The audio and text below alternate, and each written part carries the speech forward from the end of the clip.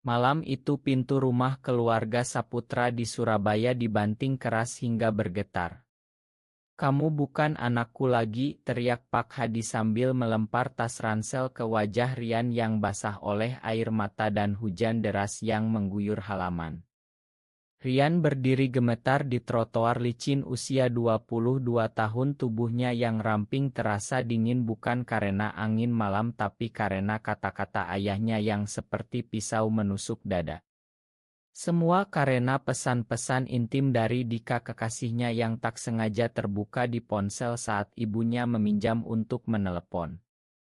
Bu Siti menangis di ambang pintu tapi tak berani membantah suaminya yang sudah lama dikenal keras kepala dan taat pada nilai-nilai keluarga tradisional Jawa yang menganggap homoseksualitas sebagai kutukan. Kakak perempuan Rian, Lina, hanya menunduk memeluk anak kecilnya, tak sanggup menatap adiknya.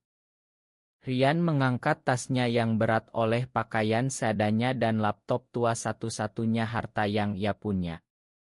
Ia berjalan meninggalkan rumah yang selama ini menjadi tempat ia sembunyikan rahasia terbesarnya. Setiap langkah di trotoar basah terasa seperti langkah menuju neraka yang tak berujung. Di dalam hatinya badai lebih hebat daripada hujan di luar. Mengapa Tuhan menciptakannya berbeda di negeri yang begitu menjunjung norma agama dan adat? Mengapa cinta yang ia rasakan pada Dika yang lembut dan pengertian harus dianggap dosa besar? Rian naik angkot terakhir menuju stasiun kereta api Surabaya Gubeng. Di dalam gerbong yang sepi ia duduk di pojok merangkul tasnya seperti pelukan terakhir dari ibunya yang tak kunjung datang. Pikirannya melayang ke masa kecil saat ia dan Lina bermain di halaman rumah yang sama, saat ayahnya masih tersenyum bangga padanya sebagai putra sulung yang pintar. Semua berubah saat ia berusia 16 tahun, saat pertama kali menyadari tatpanya pada teman laki-laki di sekolah bukan sekadar persahabatan. Ia berusaha menekannya, berdoa lebih keras, belajar lebih giat, tapi perasaan itu tak pernah hilang. Malam ini semuanya meledak. Di stasiun ia membeli tiket kereta ekonomi ke Jakarta dengan uang tabungan kecil yang ia simpan untuk kuliah. Tak ada rencana pasti, hanya keinginan kabur sejauh mungkin dari tatapan kecewa keluarganya. Kereta berangkat saat ajar menyingsing. Rian memandang kota Surabaya yang perlahan menjauh melalui jendela berkabut. Air matanya mengalir tanpa suara. Ia tak tahu bahwa di Jakarta ia akan menemukan jalan baru, tapi juga akan menanam benih rencana yang kelak membuat keluarganya merasakan sakit yang sama. Di Jakarta Rian tiba dengan tubuh lelah dan hati hancur. Ia mencari penginapan murah di kawasan Tanah Abang lewat aplikasi ponsel. Kamar sempit berbau lembab menjadi tempat ia menangis sepanjang malam pertama. Esok harinya ia mencari kerja sebagai desainer grafis freelance karena skill itu satu-satunya yang ia kuasai setelah drop out kuliah semester 3 karena tekanan keluarga. Di kai kecil dekat Monas ia bertemu dengan seorang pemuda bernama Arya yang bekerja sebagai barista. Arya tersenyum ramah saat Rian memesan kopi hitam. Percakapan kecil tentang cuaca berubah menjadi obrolan panjang tentang hidup di kota besar. Arya mengajak Rian bergabung dengan komunitas kecil seniman yang mendukung secara diam-diam. Rian ragu tapi kesepian membuatnya menerima. Malam itu di apartemen sederhana Arya, Rian menceritakan semuanya. Arya mendengarkan tanpa menghakimi, hanya memeluk bahu Rian dan berkata, "Kamu tidak sendirian di sini." Untuk pertama kalinya setelah diusir, Rian merasa ada cahaya kecil di kegelapan. Tapi di balik itu ia mulai memikirkan bagaimana keluarganya yang dulu selalu membanggakan bisnis kecil kain batik milik ayahnya bisa merasakan apa yang ia rasakan sekarang. Rencana itu masih samar tapi sudah mulai tumbuh di benaknya seperti benih yang menunggu waktu tepat untuk berkecambah. Rian mulai bekerja keras siang malam mengirim proposal desain ke berbagai perusahaan kecil. Uangnya cukup untuk makan dan bayar kos tapi hatinya masih kosong. Setiap malam ia membuka galeri oto lama di ponsel melihat wajah ayah ibu dan Lina. Kemarahan dan rindu bercampur aduk. Ia tak ingin balas dendam kasar tapi ingin mereka mengerti bahwa mengusir anak karena cinta bukanlah jalan Tuhan. Di akhir minggu pertama di Jakarta, Arya memperkenalkan Rian pada Dika melalui Ideocal. Dika yang kini di Bandung menangis mendengar cerita Rian. "Aku akan ke Jakarta kalau kamu butuh," kata Dika. Rian tersenyum untuk pertama kalinya setelah seminggu. Tapi di dalam hati ia tahu perjalanan ini baru saja dimulai dan konsekuensi dari rahasianya kelak akan jauh lebih besar daripada yang ia bayangkan. Di Jakarta, Rian mulai membangun rutinitas baru yang penuh perjuangan tapi juga harapan. Setiap pagi ia bangun pukul 5 berlatih desain di laptop tua sambil mendengarkan lagu-lagu indie Indonesia yang bicara tentang penerimaan diri. Arya menjadi sahabat sejati baginya. Mereka sering duduk di warung kopi pinggir jalan berbagi cerita tentang tekanan keluarga dan masyarakat yang masih memandang cinta sesama jenis sebagai aib. Arya sendiri pernah diusir dari kampung halaman di Jawa Tengah tapi kini ia hidup mandiri dengan bangga. "Kita harus kuat Rian karena dunia ini tak akan berubah kalau kita diam saja," kata Arya suatu sore saat mereka berjalan di Taman Suropati. Rian mengangguk tapi dalam hati ia masih merasakan luka yang dalam. Ia mulai mencari informasi tentang bisnis ayahnya lewat internet. Bisnis kain batik Pak Hadi yang dulu sukses kini mulai goyah karena persaingan online. Rian tersenyum pahit. Ia punya ide untuk membuat website dan kampanye digital yang bisa menarik pelanggan muda tapi ia tak akan menawarkannya langsung. Rencana rahasianya mulai terbentuk. Ia akan bangun bisnis saingan kecil secara anonim dan perlahan menarik pasar ayahnya agar keluarga merasakan tekanan finansial yang sama seperti tekanan emosional yang ia rasakan. Tapi Rian tak ingin menghancurkan mereka sepenuhnya, hanya ingin mereka sadar. Suatu malam Dika datang ke Jakarta naik kereta malam. Pertemuan mereka di stasiun Gambir penuh air mata pelukan hangat tanpa kata. Dika membawa tas berisi pakaian dan buku-buku motivasi tentang penerimaan diri. Mereka menginap di kos. Rian berbicara hingga subuh tentang masa depan. Dika bilang ia ingin Rian kembali kuliah secara online. Rian setuju tapi dengan syarat ia harus mandiri dulu. Keesokan harinya mereka berjalan di kawasan Kota Tua Jakarta tangan saling bergandeng diam-diam di bawah pohon beringin tua. Untuk sesaat Rian lupa akan luka lamanya. Tapi saat kembali ke kos ia membuka email dan melihat berita bahwa bisnis ayahnya kehilangan kontrak besar karena gagal adaptasi digital. Rian merasa ada kepuasan kecil tapi juga rasa bersalah yang menusuk. Ia mulai mengerjakan proyek relance untuk perusahaan Asion online di Bandung. Gaji pertamanya ia gunakan untuk beli domain website baru bernama Batik Modern Indonesia yang ia desain sendiri dengan gaya muda dan cerita inspiratif tentang toleransi. Ia promosikan di media sosial secara halus tanpa menyebut nama keluarganya. Dalam 2 minggu website itu sudah mendapat ratusan pengikut. Rencana mulai berjalan. Di tengah kesibukan itu Rian mulai merasakan pertumbuhan dalam dirinya. Ia tak lagi menangis setiap malam. Ia belajar mencintai dirinya sendiri melalui dukungan Arya dan Dika. Suatu hari di pertemuan komunitas kecil di sebuah rumah di Kemang, Rian bertemu dengan lebih banyak orang seperti dirinya. Ada dokter, ada guru, ada pengusaha kecil, semua menyembunyikan identitas mereka di depan keluarga besar. Cerita mereka membuat Rian semakin yakin bahwa perjuangannya bukan hanya miliknya sendiri. Tapi malam itu saat ia menelepon ibunya diam-diam dari balkon kos, Bu Siti menangis pelan. "Rian, pulanglah, ayahmu sakit." Rian diam lama, hatinya sakit, tapi ia jawab, "Ibu, aku butuh waktu untuk sembuh dulu." Ia tutup telepon dengan tangan gemetar. Rencana rahasianya semakin kuat. Ia akan buat ayahnya melihat bahwa anak yang diusir bisa bangkit lebih tinggi. Di akhir bulan kedua, Rian sudah punya klien tetap dan tabungan cukup untuk pindah ke apartemen kecil bersama Dika yang memutuskan pindah ke Jakarta. Kehidupan baru mulai terasa nyata.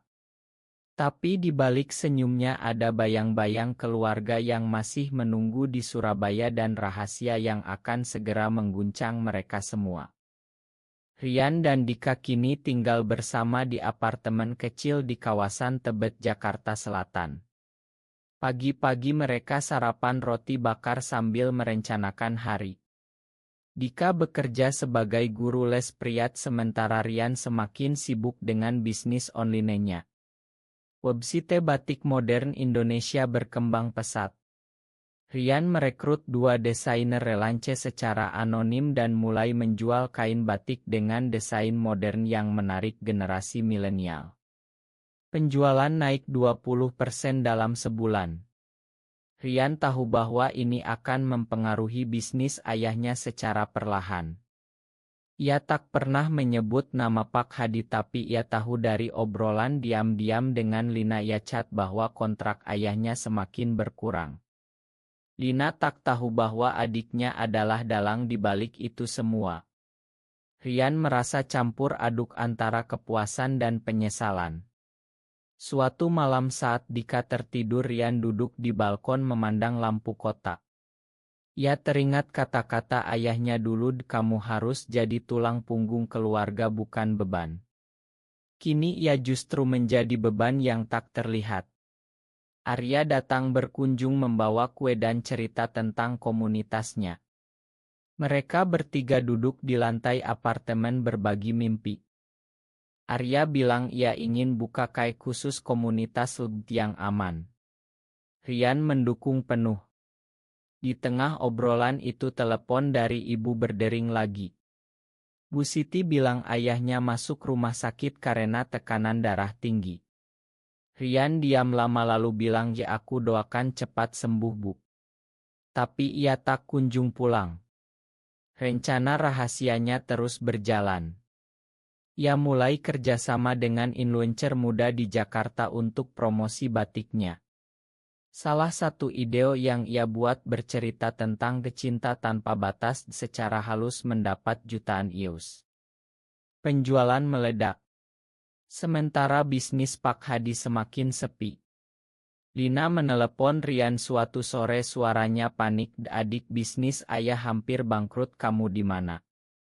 Rian menjawab pelan, "Aku lagi berusaha di Jakarta, Kak."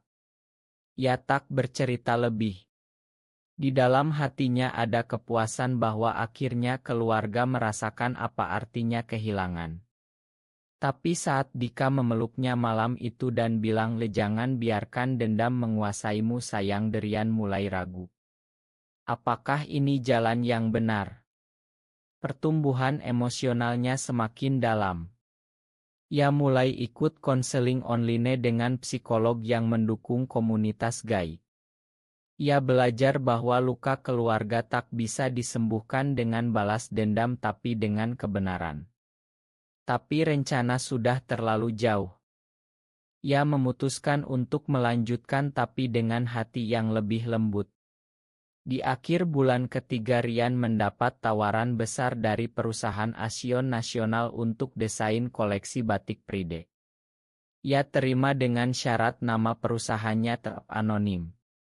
Kesuksesan ini membuatnya semakin percaya diri. Dika bangga padanya, mereka merayakan dengan makan malam sederhana di rumah. Tapi berita dari Surabaya semakin buruk. Pak Hadi harus jual tanah untuk bayar hutang. Rian duduk sendirian di kamar mandi menangis pelan. Ia sadar bahwa rencananya berhasil tapi harga yang dibayar keluarganya terlalu mahal. Pertumbuhan dirinya kini diuji, apakah ia akan teruskan atau berhenti dan memakan.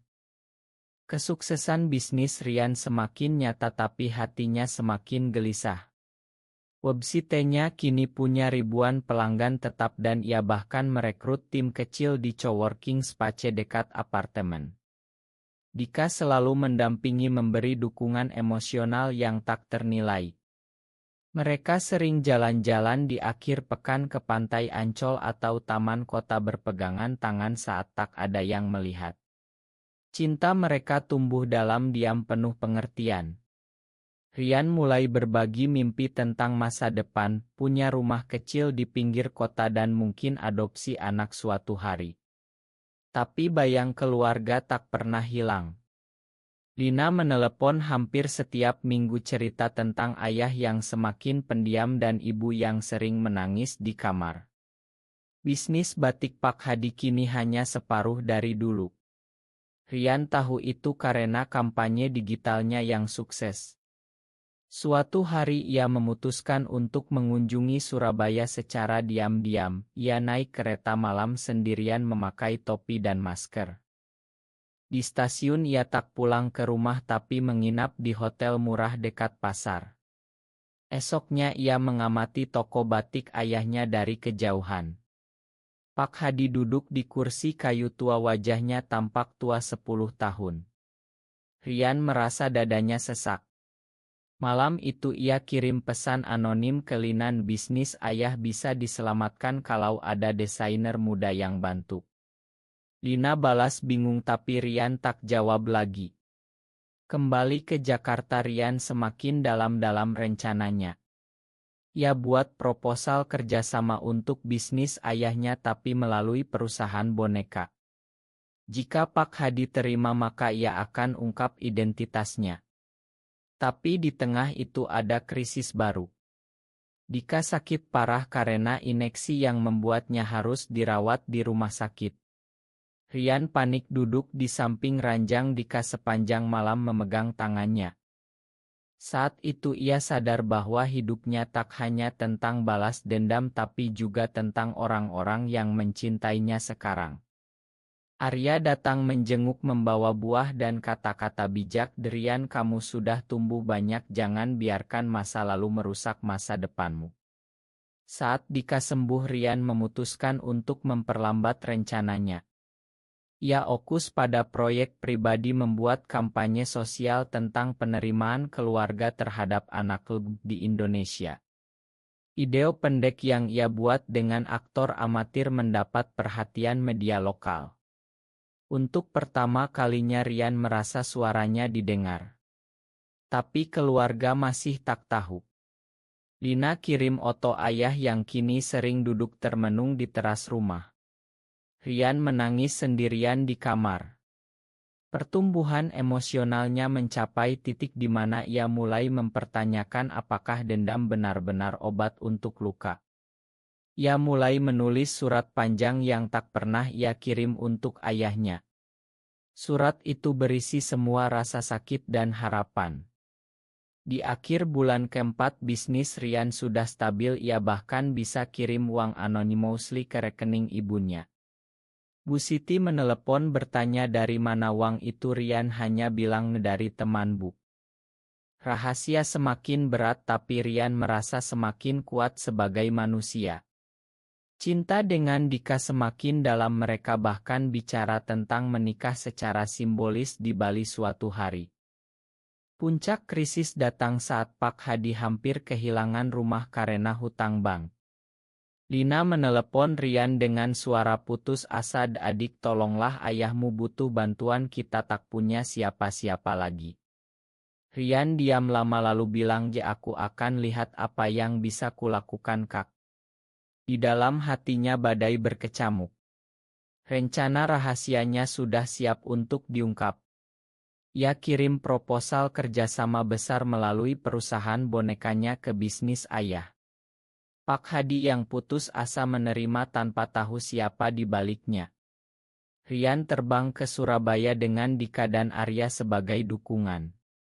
Mereka menginap di hotel dan Rian mempersiapkan pertemuan. Saat rapat di kantor kecil bisnis batik yang kini sepi, Rian masuk dengan jas rapi.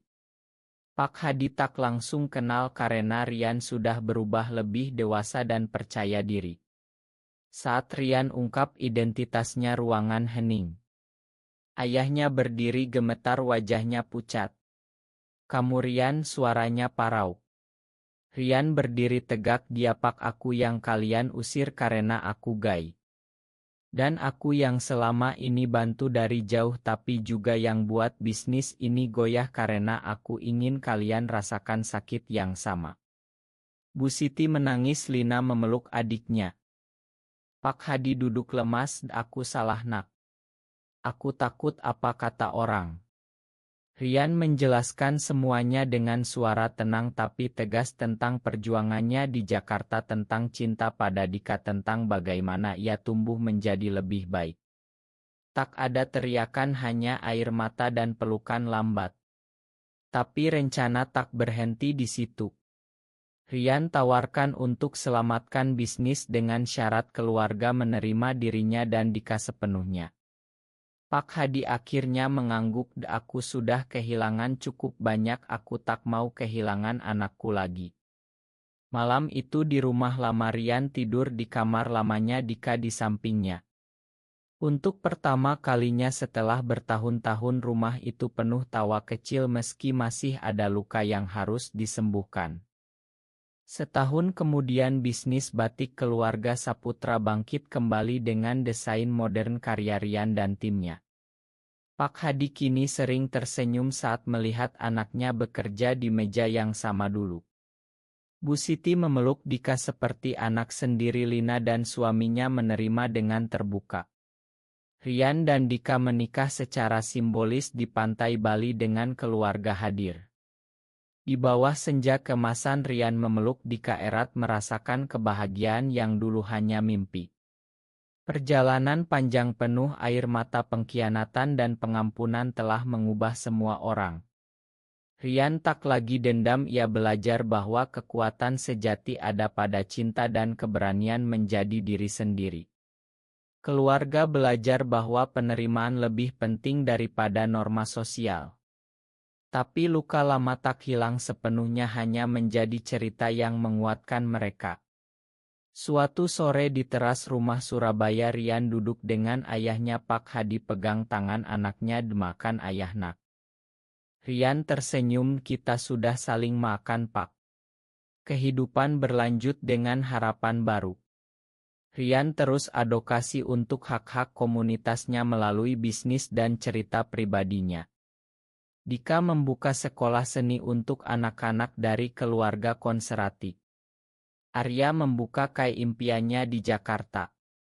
Semua tumbuh bersama. Di akhir hari, Rian memandang langit Surabaya yang sama seperti malam ia diusir dulu. Kini langit itu terasa hangat. Apakah benar bahwa dendam adalah satu-satunya jalan untuk keadilan dalam keluarga yang penuh prasangka, atau justru pengampunan dan pertumbuhan yang membuat kita benar-benar bebas? Benar atau salah?